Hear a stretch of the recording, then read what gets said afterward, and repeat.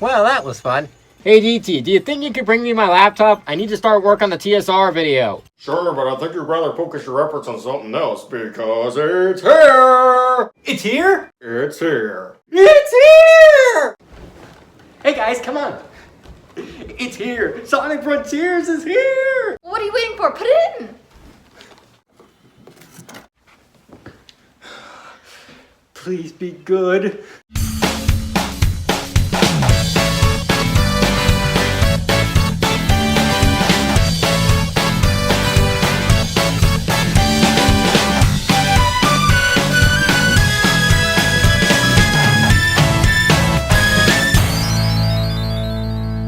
Finally, after 5 whole years, we have a new Sonic game. Not a spin-off, not a remaster, not a collection, but a fully fledged brand new game.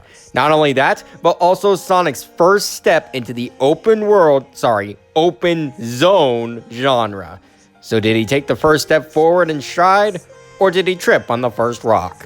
Well, let's take a look and see just what this new frontier has to offer.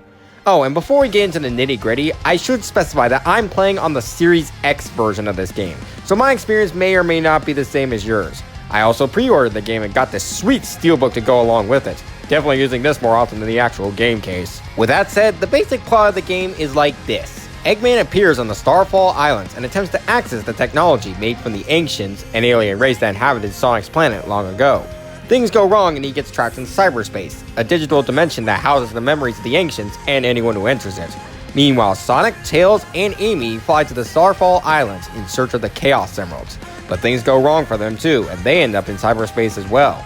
Tails and Amy end up trapped in cages, as well as becoming like digital ghosts, but luckily Sonic is able to escape. Once free, Sonic is greeted by an unknown voice and is told to find the Chaos Emeralds and destroy the Titans in order to free his friends. In the spirit of keeping things spoiler-free, that's all I'll specifically tell you about the story. Now let's get into how great this game is.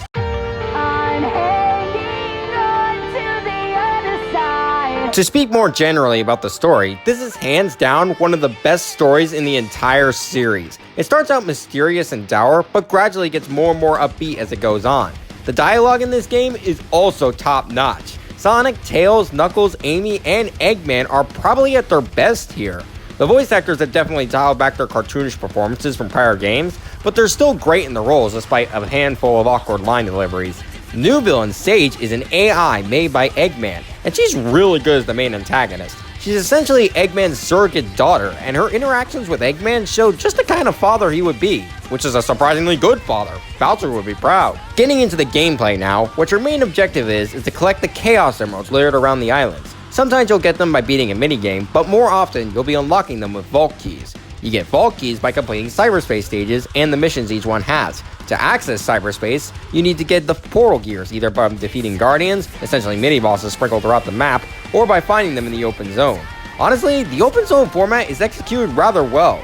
The environments are big and sprawling, there are a lot of challenges and enemies to fight, and even a couple side stories you could indulge in if you so please. The movement controls feel really good, if a little janky at points. Sonic's got the same moves as before, with more than a few extras. The drop dash from Mania is here, and it feels really good to use on a slope. There's a skill tree to unlock all sorts of new moves that are really flashy and fun, stats to level up Sonic's speed, strength, defense, and ring count, and the combat itself is so much fun.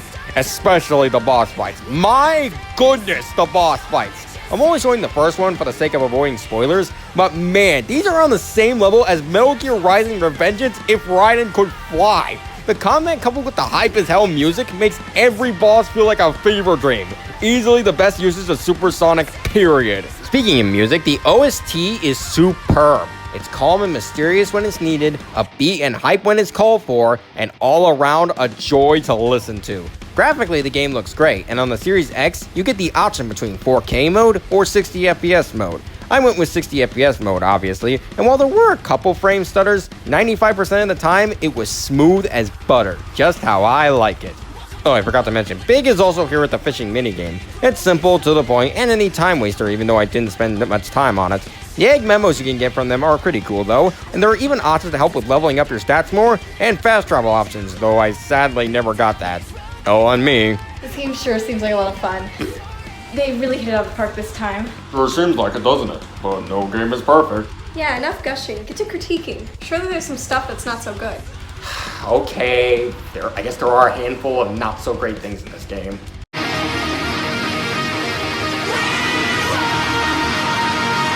Okay, let's get the obvious complaints out of the way. First, yes, the draw distance sucks. Yes, the pop-in is distracting. I got used to it eventually, but it's still a problem. Second, you may have noticed that I didn't discuss the cyberspace stages. That's because they're honestly the weakest part of the game. They're your typical linear Sonic stages we've had since Colors, and literally all of them are reused themes. We got Green Hill, again, Chemical Plant, again, Sky Sanctuary, which is actually still needs, and what appears to be a mixture of Speed Highway, City Escape, and Empire City, which is, of course, the theme you see the least of. Not only that, but apparently the level design itself is lifted from other games. Though that doesn't bother me personally, since the level design doesn't really linger in my brain for very long. There is a story reason tied to it with cyberspace pulling these areas from Sonic's memories, but after a decade of nothing to reuse Green Hill and Chemical Plants, it's still frustrating seeing them again. At least Breath of the Wild fans who kept saying that Sonic was going to have amnesia can shut up now. Third, while they advertised there being 5 islands, there's only really 4. The first 3, Kronos, Ares, and Chaos Island, are their own distinct islands for sure, but the 4th island, Rhea Island, isn't even its own island. It's just a part of Kronos Island that we couldn't get to before. And while the 5th island,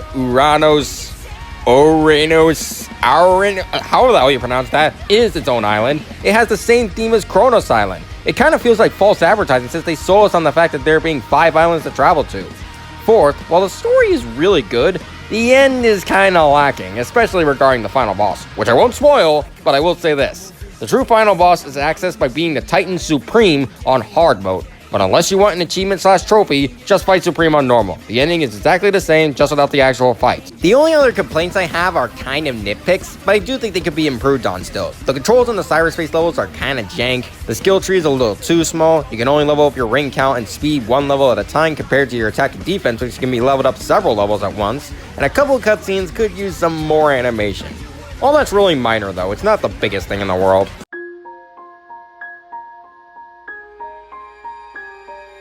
O ye who lost hope in Sonic, ye may now rejoice, for Sonic Team has delivered unto us a truly great new game for all to enjoy.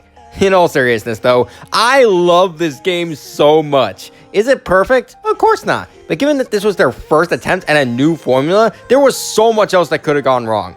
There are a few things that they didn't do so well with, but the good severely outweighs the bad. If this is the direction Sonic is being taken in, I'm all for it. But like I said, there is some room for improvement for the next game. Make sure there's at least minimal pop-in, adjust the controls for cyberspace so they're not so janky, maybe give us a larger skill tree, don't promise more areas than you don't actually have, and for the love of God, give us new levels, or at least bring back some you haven't used before. Do all that, and you could have had a phenomenal game on your hands.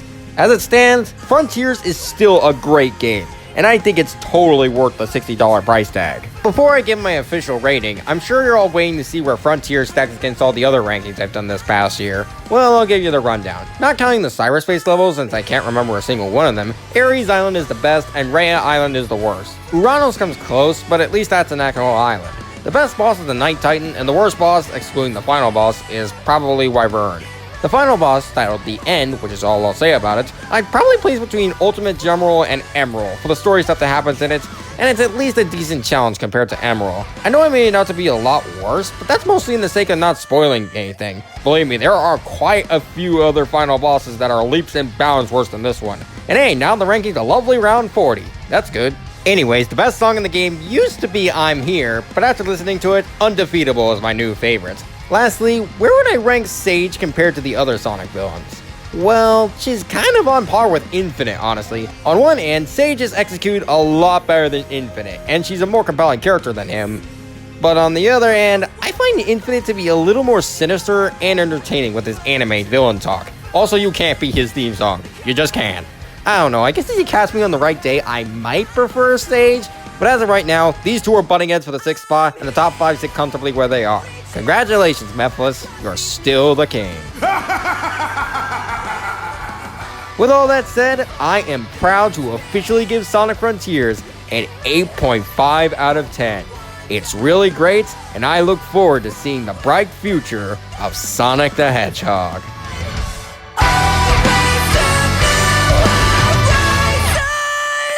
Well, that was invigorating. Good to see Sonic Team actually struck gold with this one. Don't turn it off yet. There could be something at the end of the credits. Oh, right. I wonder if cream and sticks are free.